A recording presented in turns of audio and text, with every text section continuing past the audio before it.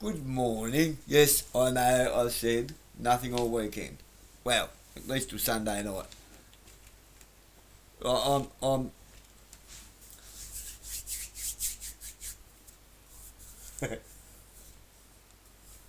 I'm I'm choosing to enact parlay. We can discuss this. I'd like to invoke parlay. They're not up yet, so I'm still in bed at 9 o'clock. Sleepy bums. I've been up for 3 hours. Actually, no, I haven't. I'll tell a lie. I slept in today. I'm still a bedhead. I've only had one coffee. Anyway. Advocate newspaper. Think you can't fight a camera fine? These women did, and they both won. Two self-represented women have escaped hundreds of dollars in fines after they successfully challenged detection camera evidence in court hearings on February the 6th. Bronwyn Emily Bohm Tarrant, 44, of Baghdad, appeared in the Hobart Magistrates Court charged with one count of using a mobile phone while driving in 2025. In a separate hearing at the same court, Beta Eva Fenton, 70, of Signet, faced one count of failing to ensure passenger wears a seatbelt. The charges both carry a maximum fine of $410. Police officer Emily Drysdale rejects Ms Fenton's argument that the sun's glare and her passenger's clothing had obscured the seatbelt from the view of the camera on February 21st last year.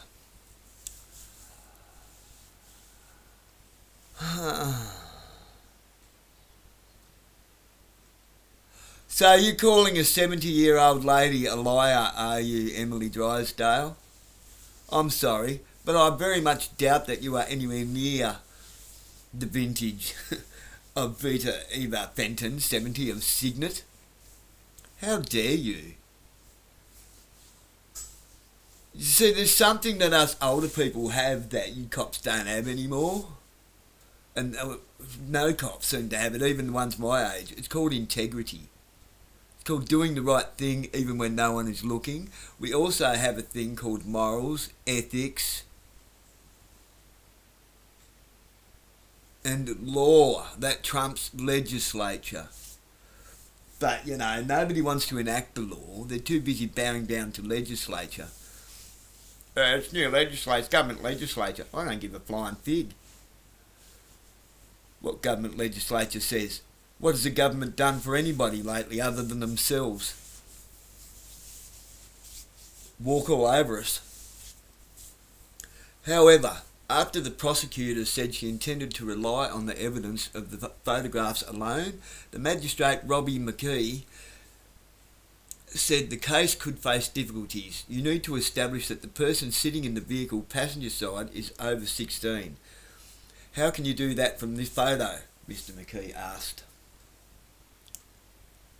In the picture, the passenger's face was not visible behind the pillar between the car's windshield and front door window. Instead, Ms. Drysdale said she would tender as evidence an email that the defendant had sent to the Traffic Liaison Office in February 2025.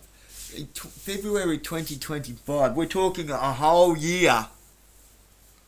See what they do? They hang on to stuff and they stuff around and they drag stuff out.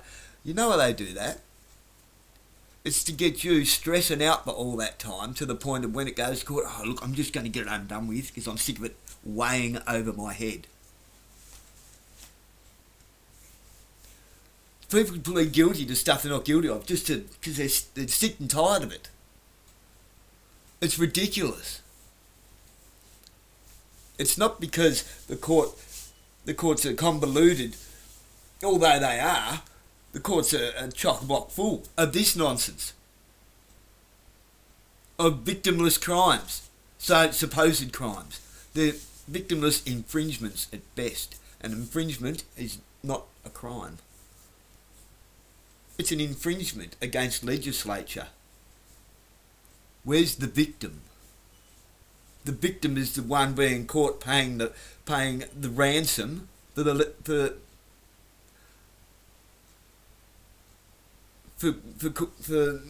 an infringement. How on earth can can legislature be a victim? It can't. A legislature is not a person. Where's the victim? I had that, what's his name? Paul Murphy Gronk down here at Burnie when they had a meeting with him, talking about what constitutes as a crime and what doesn't. And he wants to go on about people laying licorice strips up the road. Well, that, of course, that's a crime. Okay. I'll kind of go along with that. It's a public bloody nuisance when it's happening all the time. It's a potential crime if somebody gets run over. Yes, it needs to be reined in and people need to pull their head in. I used to be that person when I was younger, which I think is why he came to that argument, because he's gone, oh yeah, I'll fucking fob this little bastard off. But his grounds on that were, he didn't even mention any of that. His grounds on that were, oh, well, it affects tourism. People don't want to come to Burnie and see a mess of Burnie with black marks all over the roads everywhere. Why? Because he completely misread me, because I go to council meetings talking about the mess of Burnie. So he's tried to put my past together with my engagement with Burnie Council, and he came up with an empty bucket with a hole in the bottom of it. And then wanted to talk about the smashed window effect. Oh, if everybody just... If you get a smashed window and nobody fixes it, not smashed window policing. If you get a smashed window in a big building and nobody fixes it, people see that smashed window and want to smash another one. Okay.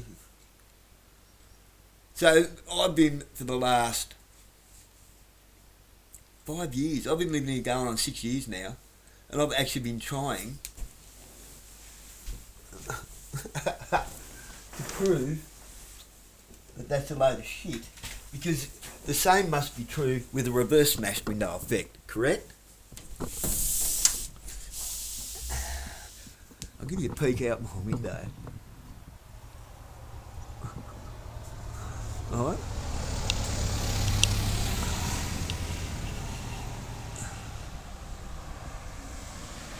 Look out. What's he going to pull the bus over? What's going on here?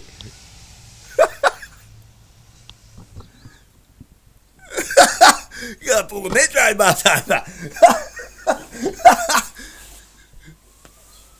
Oh no, it's chasing someone.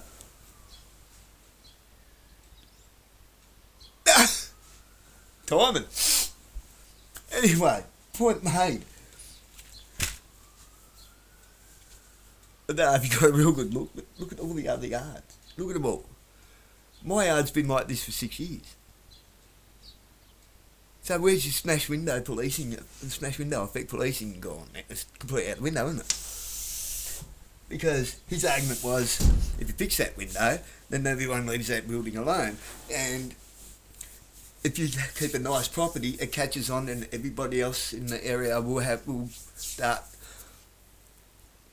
the keeping up the Joneses of the reverse smash window effect. Clearly that's full of shit. Now, let's get back on with the story.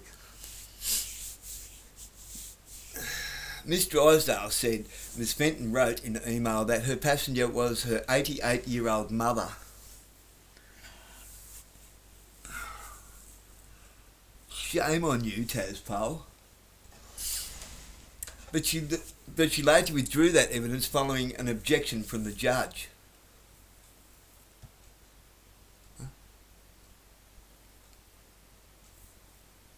Miss Drysdale said Miss Fenton wrote in the email that her passenger was her 88-year-old mother, but she later withdrew that evidence following an objection from the judge. So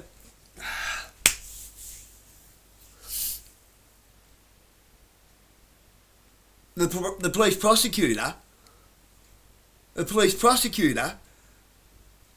has falsified evidence. She's falsified a statement. Hello? A police prosecutor has falsified a statement to the court. Down the road. Down the road. That should be a one strike and you're gone.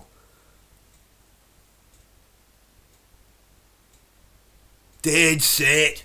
See what's going on? See what's going on with our courts? It's not the magistrates, nor is it the judges. It's the damn prosecutors and the lawyers. Mainly, I would suggest the prosecutors. But, you know, the lawyers know that there's a plea deal on the table before you even go on to court, because they tell you not to leave because they want to talk to you, because there's a plea deal on the table. They want to talk to you in a private conference room to offer you a private contract. Ha! Dead set. If you wanted any more evidence, there it is. And Ms. Drysdale, the prosecutor, later withdrew that evidence following an objection from the judge. You are using the email from the review process without a caution. There was no police caution that anything she said was going to be used in proceedings, Mr. McKee said. So she's attempted to create revenue on a falsified statement, and by misleading the court. Bye. See ya. You're sacked. You're fired. You're fired, as Donald Trump would have said. Actually, he probably wouldn't have. He probably would have said, cool, you can come onto my board of the Department of Justice. Would you like to work for ICE? Oh, wow. What the hell? A 70-year-old lady and an 88-year-old lady. And the prosecutor. The prosecutor. This isn't the cop. This is the prosecutor. See what we're up against, ladies and gentlemen, boys and girls. Unbelievable. That's not law. See what the legislature walks all over law. It's just walking all over it. Spitting on the Constitution. This is disgusting. Oh. If you do not see how serious this is, we got kids running around with badges and guns, thinking that that badge gives them superpowers, but they do not stand under their oath, which is on their hat, the great seal of their oath. Wow.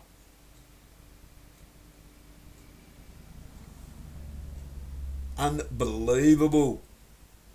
That's what understanding means, by the way, to stand under something. It means to stand under your oath.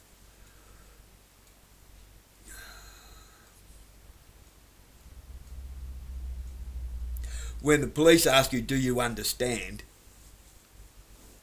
They're asking you, it's a trickery in contract. They want you to sign things. Do you understand the findings of this allegations put before you? And then they want you to sign it, which means that you have understood it. You're standing under it, which means it stands over you.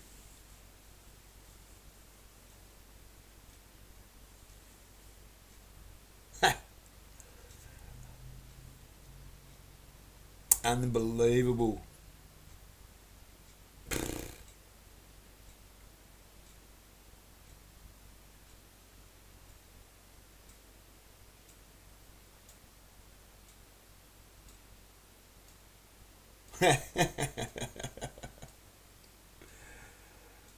Do you know you don't have to sign anything that police put in front of you? You actually don't. The only thing you ever should sign for is the things that you want back.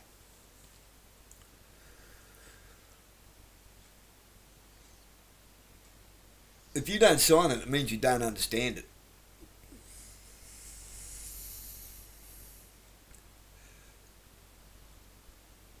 Now, this is how far my integrity goes. I refused to sign the possession.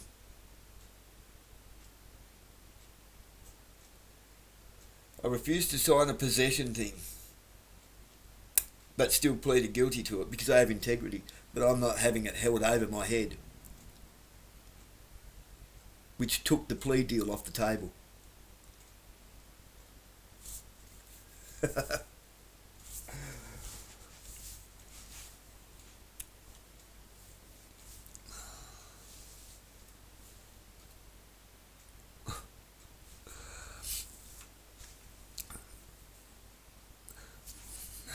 The judge said the laws were designed for police on the ground, not automated detection cameras.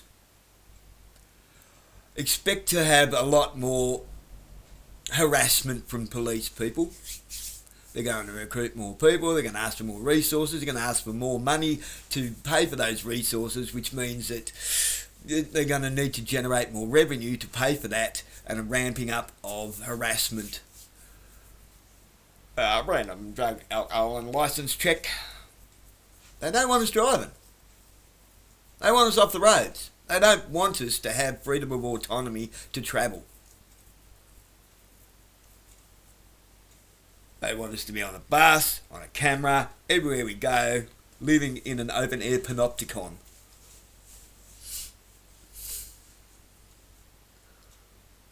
It's one of the effects of the new technology. If this had been a police stop, this would not have been an issue, Mr. McKee said.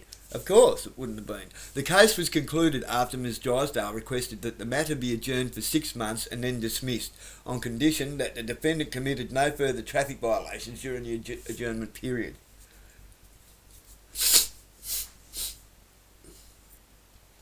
Earlier, Ms Baum-Tarrant had told the court that the dashboard phone holder she had been using had broken moments before entering the view of the mobile detection camera on February 3rd, 2025. Likely story? Perhaps, perhaps not. Prove it. Things have to be proven beyond reasonable doubt in a court of law. If you cannot prove beyond reasonable doubt, there is reasonable doubt, which means, sorry, I can't say with absolute certainty that your charges are withstanding.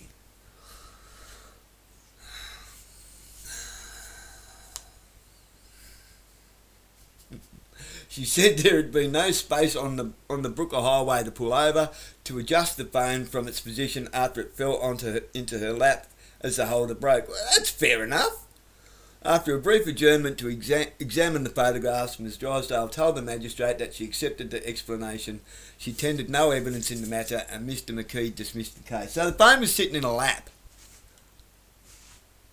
Oh, boo-hoo. Yeah, it's funny you can't comment on any of this. That's the end of the story.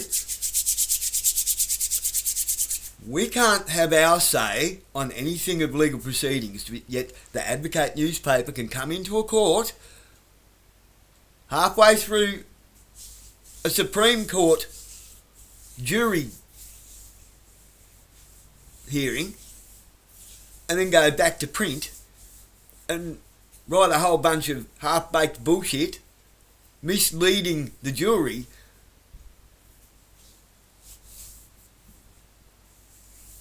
by skewing the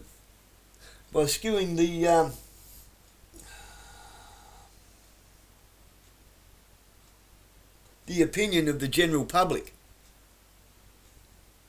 because the jury is the general public. It's a jury of your 12 peers. Now, justice is meant to be blind. It's supposed to be blind, 100% blind, so you don't get a biased ruling by the jury. Now, how can it be blind if you're printing stuff in a newspaper about the case before it's ended? How can it be? You cover your ass with the words allegedly. People don't. They take no notice of the word allegedly or allegedly. They see the word charged, and most people associate the word charged with guilty.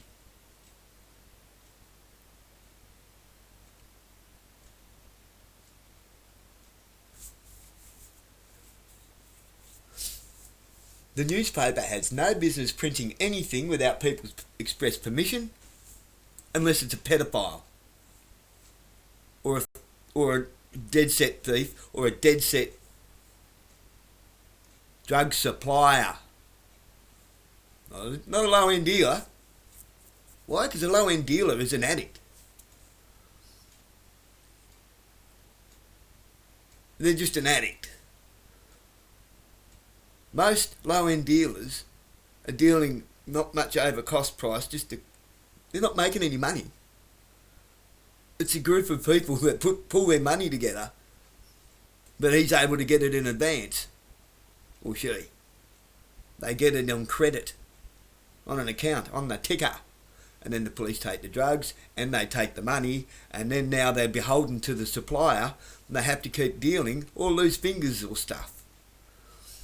Now they're stuck in the game. The police create that because they don't ever go after the supply, not the real supply.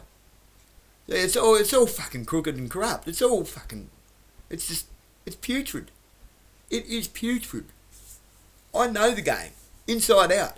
As you know, I'm unapologetically honest, even about myself.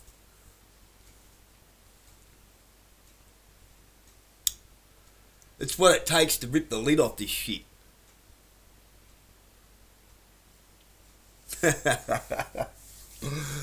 Wow. Oh,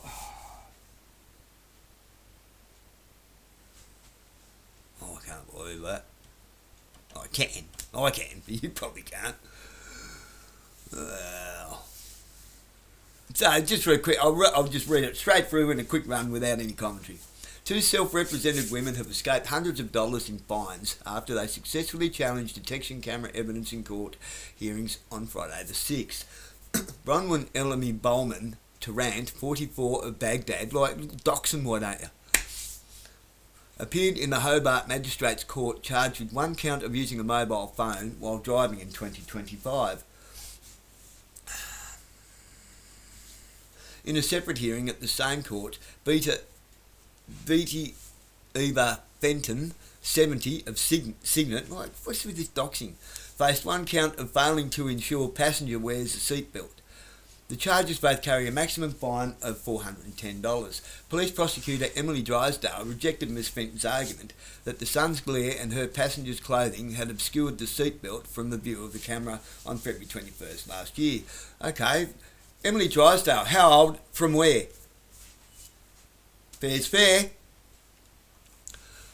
However, after the prosecutor said she intended to rely on the evidence of the photograph alone, the magistrate Robbie McKee said the case could face difficulties. You need to establish that the person sitting in the vehicle passenger side is over 16. How can you do that from the photo? Mr McKee said. In the picture, the passenger's face was not visible behind the pillar between the car's windshield and front door window. Damn cat. Instead, Ms Drysdale said she would tender as evidence an email that the defendant had sent to the Traffic Liaison Office on February 2025 seeking a review of her fine. Ms Drysdale said Ms Fenton wrote in the email that her passenger was her 88-year-old mother, but she later withdrew that evidence following an objection from the judge. Ms Drysdale being the prosecutor. You are using the email from the review process without a caution. There was no police caution that anything she said was going to be used in proceedings, Mr McKee said. The judge said the laws were designed for police on the ground, not automated detection cameras. It's one of the effects of the new technology. If this had been a police stop, this would not have been an issue, Mr McKee said. Like I said. The case was concluded after Ms Drysdale requested that the matter be adjourned for 6 months and then dismissed on condition that the defendant committed no further traffic violations during the adjourned period. Earlier, Ms Bowman Tarrant had told the court that the dashboard phone holder she had been using had broken moments before entering the view of the mobile detection camera on February 3rd, 2025. Given the state of the roads around the place, it doesn't actually surprise me. She said there had been no space on the Brooker Highway to pull over to adjust the phone from its position after it fell into her lap as the holder broke. What's the condition of the Brooker Highway at the moment? Full of potholes? I would wager yes. After a brief adjournment to examine the photographs, Ms Drysdale told the magistrate that she accepted the explanation. She tendered no evidence in the matter and Mr McKee dismissed the case.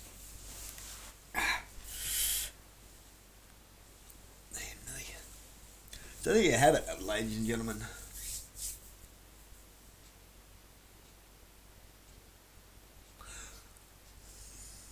Using the courts as a source of revenue. You see, because police has become a business model that needs to turn a profit in order to remain sustainable, in order to survive, to maintain itself economically. It's now an economic business model. It's not a public service anymore. It has to turn a profit because more legislature requires more revenue to pay for more police, more gadgets and toys and fairy wands, more resources, of course, more cars, more uniforms, more training. I can do with a lot more of that. I would say that perhaps we need to put a minimum age platform. Under this age, you can't be a police officer. Why? What do you know of life? Nothing. Males aren't really mature until their 30s, and I'll attest to that. I'm 52, and I still now and then have a cuckoo moment.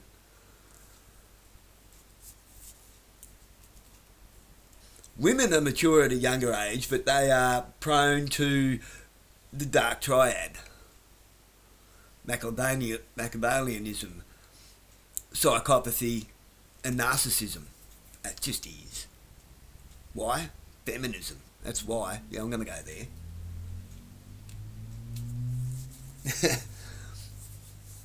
Great organisers, terrible in authority because they become authoritarianists. A feminist authoritarianist. I am women, hear me roar. Bitch.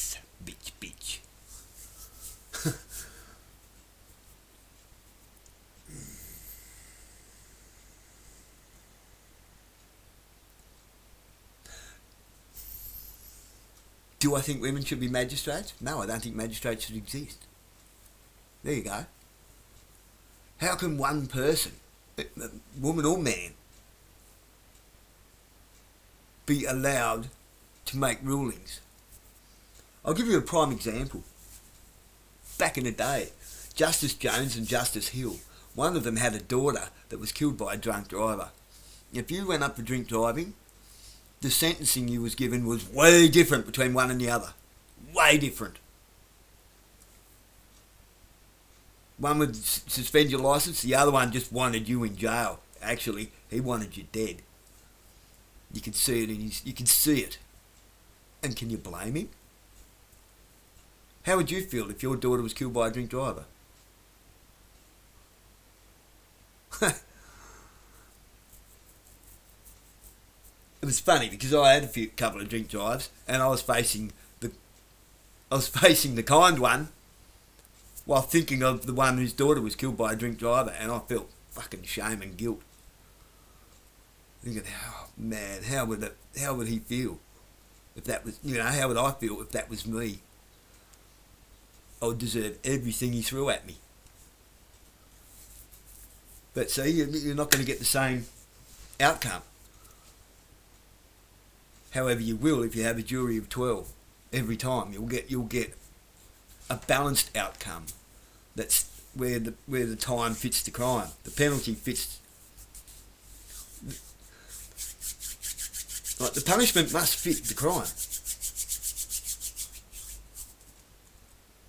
Because police certainly aren't.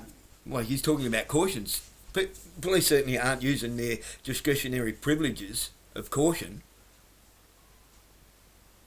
or assessing the situation. How much harm am I doing here compared to what good I'm probably not going to do? Perhaps this person might need someone to talk to. Perhaps they're going through a hard time. Perhaps I'm actually like going to tip this person over the edge and he's not going to be alive tomorrow, or she. Yeah, that happens. Not everything is black and white in people's lives.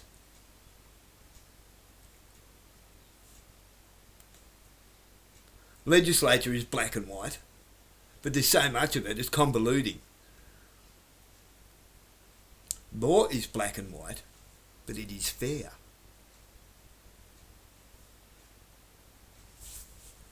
Anyway, that's my rambling for the morning. I'm going to go and find something productive to do. Actually, I need to get some fuel for the lawnmower. Might nip over the road and mow the lady's lawn over there. Because I like to add value to my community and help those that pitch in.